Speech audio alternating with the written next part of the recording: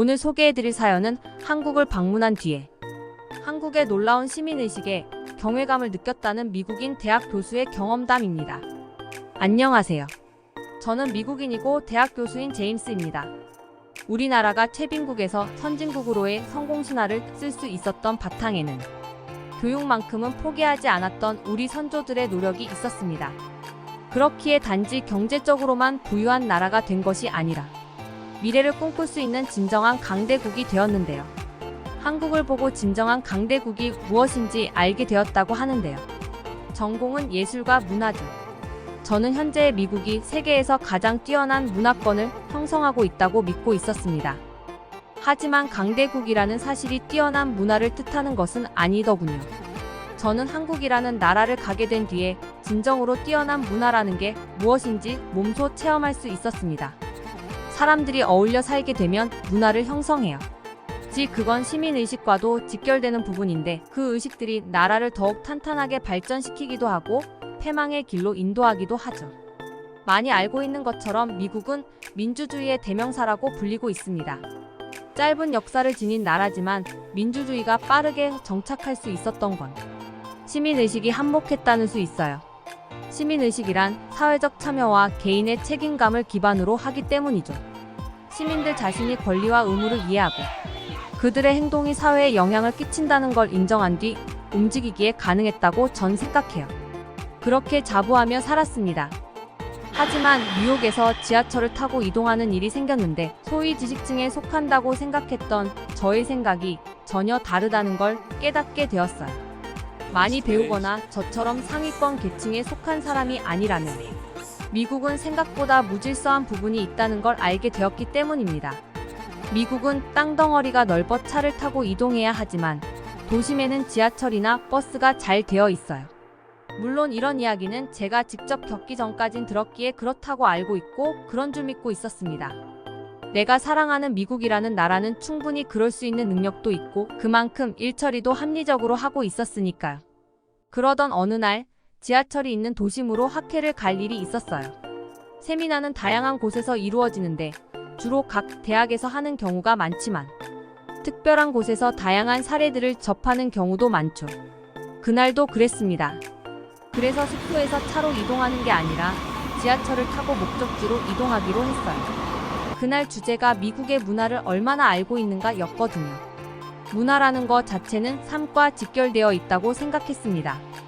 그래서 발전된 도시의 지하철을 이용해 미국의 시민의식과 문화에 대해 논하고자 했어요. 사실 지하철을 타기 전까지 이런 걸 논할 가치가 있을까 싶었어요. 너무 뻔하다고 생각했죠. 하지만 저는 눈앞에 펼쳐진 광경을 보고 믿을 수 없었어요. 웬 주변에 보이는 건 온통 쓰레기뿐이었거든요. 마치 청소를 며칠이나 하지 않은 것 같았어요. 그리고 알 수 없는 이상한 냄새들이 불쾌한 느낌을 주기 충분했죠. 저도 모르게 미간이 찌푸려지면서 주변을 곁눈질하기 시작했습니다.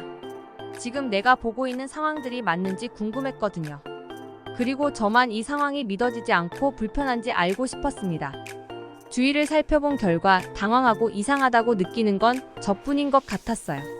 아무도 주위를 신경 쓰지 않았으니까요. 무엇보다 표를 끊으러 가기 전 이미 노숙자들이 신문지를 덮어쓰고 누워있는 모습들을 보며 상당히 무례하다는 인상을 받게 되었습니다. 여기는 공용 공간이니까요. 개인 공간이 아닐 뿐더러 미국인뿐만 아니라 미국에 여행 온 여행객들도 이용하는 곳인데 부끄럽지도 않은지 신문을 이불 삼아 누워있는 노숙자를 보니 미국의 시민의식이 걱정되었습니다. 불쾌하게 느껴졌던 감정은 그곳에서 만나는 사람들을 싫어하게 만들었어요. 하지만 슬프게도 그건 시작에 불과했죠.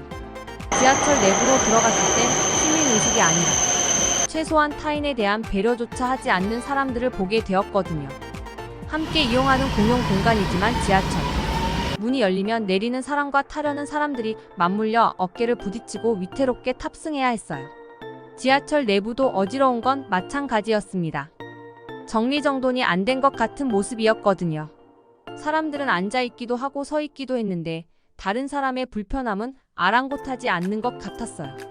특히 앉아있는 사람들 중에는 옆 사람이 불편하든 말든 다리를 활짝 벌리고 앉아있는 사람들이 많았습니다. 한 사람당 앉을 수 있는 좌석이 정해져 있는데도 말이에요. 늘 자동차를 타고 이동하고 도심의 메인거리 외에는 다녀본 적 없어서 이렇게 무질서한 모습을 정말 처음 보았습니다. 항상 미국은 발전된 도시로 높은 시민의식을 지녔다고 자부했어요. 그렇게 대학에서 가르쳤고 그런 사람들이 주위에 많았기 때문이죠. 하지만 그건 제가 사는 환경이 특수한 조건이었다는 걸 이제 깨닫게 되었습니다. 연신 TV에서 말하는 사회 문제들이 단지 작은 문제를 부풀려 말하는 거라 생각했거든요. TV는 사람들을 선동하는 도구 중 하나일 뿐이니까요. 물론 미국 내 언론이 다른 나라 언론보다 정확하고 사실을 말한다는 건 동의해요. 단지 내가 직접 경험했던 부분에서만 믿고 싶었던 거죠. 미국 내 실상을 직접 접하기 전까지는 말입니다. 너무 뻔하고 재미없을 것 같은 그날의 세미나는 열띤 토론을 하며 미국이 앞으로 가야 할 길, 시민의식이 높아질 수 있는 방법, 교육에 대한 필요성 등으로 다양한 해결책이 제시되었어요. 미국 내 교육열은 생각보다 높지 않거든요. 인구수에 비교하면요. 나라에서 주는 혜택도 많아 먹고 사는데 크게 불편하지 않으면 굳이 배울 필요성을 느끼지 못하는 사람들도 여전히 존재해요. 배움이라는 게 더 나은 삶으로의 수단이 되는 건 분명하지만 더 나은 사람이 되도록 만든다는 건 전혀 고려하지 않는 거죠. 제가 살아온 삶이 너무 좁았다는 새로운 시각을 선사한 세미나의 2부는 한국 서울에서 진행된다고 했습니다. 한국이라는 나라는 제가 예술과 문화를 가르치고 있기에 이미 접해서 알고 있었어요. 그 나라를 가본 건 아니지만 이미 한국 음악, 영화, 드라마로 미국 내 많은 시장을 섭렵해 가고 있다는 걸 수업으로 학생들에게 알려줬거든요.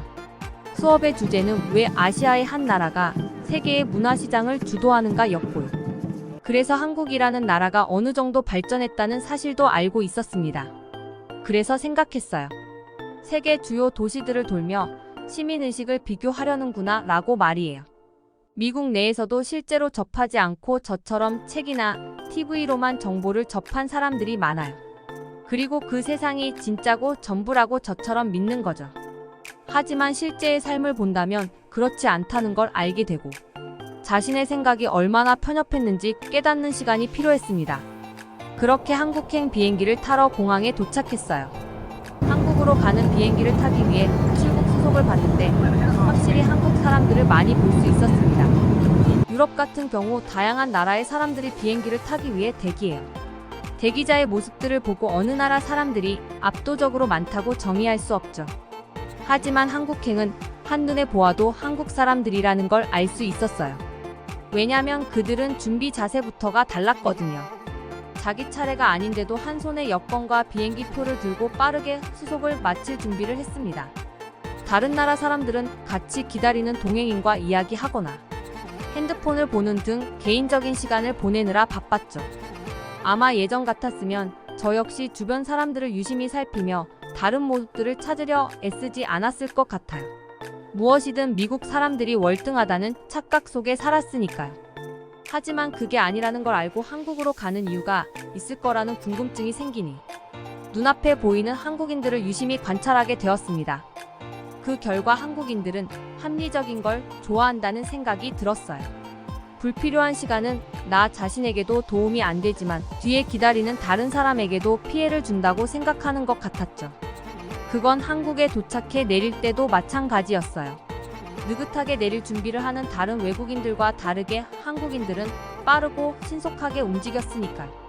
혹시라도 입구와 가까운 쪽에 앉은 자신으로 인해 안쪽에 다른 사람들이 불편해하는 걸 못 참는 것 같았습니다.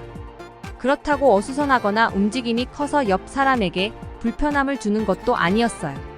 자신이 움직일 수 있는 최소한의 동선으로 움직이며 다른 사람에게 피해주지 않았죠. 한국 사람들은 자신보다 타인을 배려하는 사람인가? 처음으로 궁금증이 생겼어요. 그리고 여러 나라를 둘러볼 필요도 없이 미국 도시 다음이 한국 도시인 걸로 보아 아마 시민의식이 뛰어날 것 같다는 기대감이 들기도 했죠. 한국에 도착한 후 서울로 이동하는데 지하철을 이용해야 했어요. 미국과 마찬가지 조건인 거죠.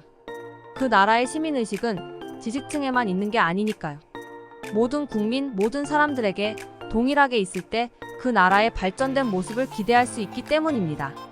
걱정되는 마음과 설레이는 마음을 반씩 가진 채 지하철로 향했어요. 소행길이지만 헤매지 않고 잘 찾아갈 수 있었던 건 영어로 된 안내가 곳곳에 잘 되어 있었기 때문이에요. 물론 마지막에 방향을 혼동해 길 가는 사람에게 물어봐야 했는데요. 그 한국인은 핸드폰을 보고 누군가와 연락을 하는 것 같았어요. 그런데 제 주변엔 그 사람밖에 없었죠. 그래서 그 한국인이 자기 일을 끝낼 때까지 기다릴 참이었어요. 다른 방법이 없었으니까요. 모를 땐 누군가에게 도움을 요청하는 게 가장 빠르거든요. 다행히 기다림은 오래되지 않았습니다. 한국인이 제가 옆으로 온 걸 빠르게 눈치채고 무슨 일인지 먼저 물었거든요. 전 지하철을 탑승하는 장소에 대해 물었고 친절한 답변을 통해 올바른 길을 찾을 수 있었어요. 그리고 지하철에 탑승했는데 깜짝 놀라고 말았습니다. 청결했거든요. 눈에 보이는 휴지나 음료수 캔 같은 쓰레기들을 찾을 수 없었어요. 지하철을 탈 때 마시던 음료를 다 마시고 빈 병만 들고 있는 한국인을 보았는데요. 그 한국인은 미국인처럼 바닥에 빈 병을 버리지 않더라고요. 자신의 가방에 담는 모습을 보고 깜짝 놀랐습니다. 시민의식이 상당히 높아 보였으니까요.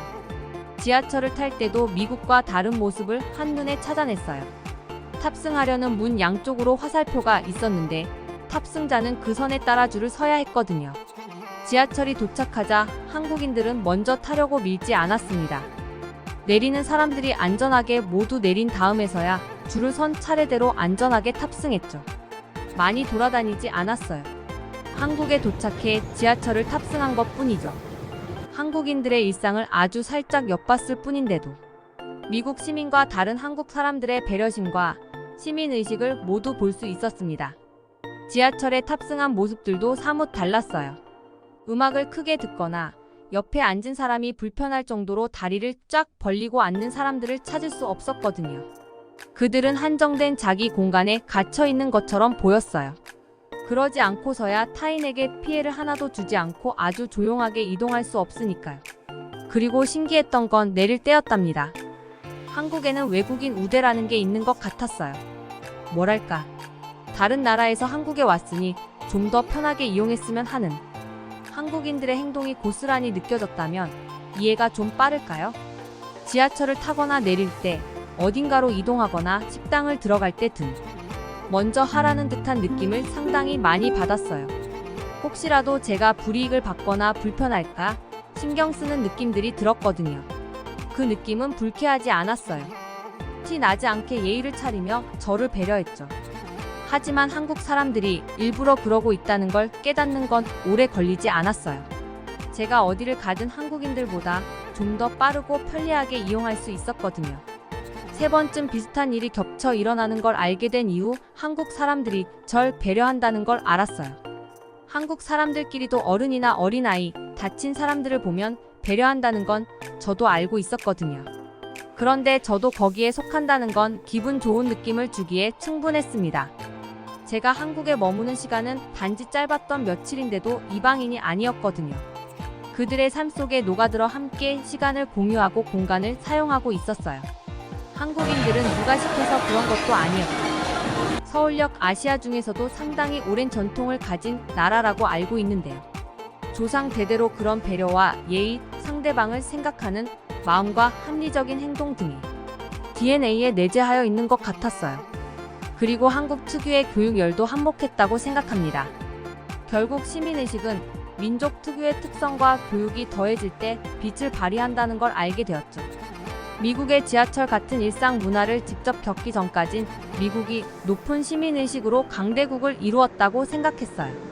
한국에 오기 전까진 교육열 하나만 더 높인다면 더욱 향상된 미국의 모습으로 발전이 가능하다고 토론까지 했죠. 하지만 한국에 오고 나서 처음으로 미국이 개척된 나라였다는 점이 안타깝게 느껴졌습니다. 미국의 모든 사람들이 한국 사람처럼 일상에서 타인을 배려하고 기본을 지키며 살아가기 위해서는 교육이 꾸준히 이어지며 미국 사람들 DNA에 기재되어야 할 것 같거든요. 끊임없는 학습의 결과가 되면 미국도 한국 사람들처럼 변할 수 있지 않을까 생각해요. 다만 아쉬운 건 그만큼 오랜 시간이 필요하다는 점이죠. 대학에서 한국 문화를 강의할 때는 보여지는 요소에 집중했어요.